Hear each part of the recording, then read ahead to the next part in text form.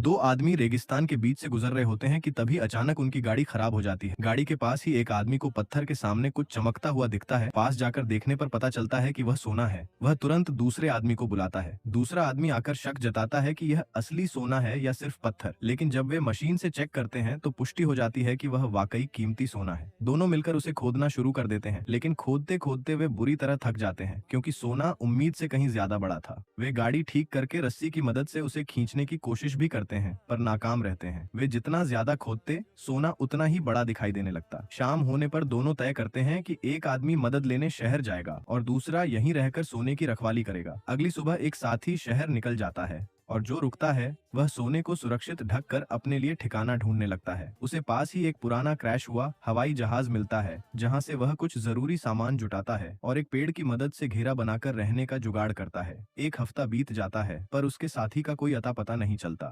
भूख और प्यास से उसकी हालत बिगड़ने लगती है और वह बेहोशी की हालत में बैठ जाता है। तभी उसे एक लड़की अपनी तरफ आती दिखती है, जो उसे साथ चलने को कहती है, लेकिन सोने के लालच में वह मना कर देता है। लड़की के बार बार टोकने पर वह गुस्से में खोदने वाले औजार से उसे मार देता है, उसका खाना पानी छीन लेता है और उसे वहीं दफन कर देता है। अगले कुछ दिन अकेले बीतते हैं। तभी एक दिन लकड़ी इकट्ठा करते समय रेगिस्तान में एक भयानक बवंडर आता है और उसका सब कुछ उजाड़ देता है। अगली सुबह जब उसे होश आता है तो वह रेत के नीचे दबा होता है। वह जैसे तैसे उठकर सोने के पास जाता है और उसे पकड़कर सो जाता है। जब वह दोबारा उठता है तो उसके पेट में एक लकड़ी घुसी होती है। वह हिम्मत जुटाकर लकड़ी निकालता है और आग में लोहे को गर्म करके अपने जख्म को दागता है, जिसके बाद वह बेदम होकर नीचे गिर जाता है। अब वह सोना निकाल पाएगा या नहीं, अगला पार्ट देखने के लिए कमेंट करें।